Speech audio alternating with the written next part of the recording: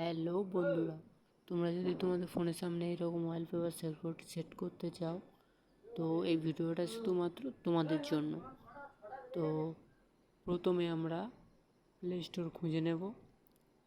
তো play store তো play স্টোরে এখানে এসে এখানে সার্চ করবে ভিডিও ওয়ালপেপার।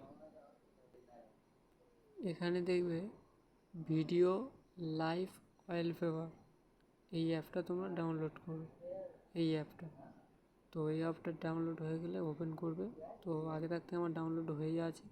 তো ফার্স্টে এসে তোমরা এখানটা থেকে যে কোনো একটা ভিডিও বেছে নেবে, নিয়ে সেভ অপশনে ক্লিক করবে।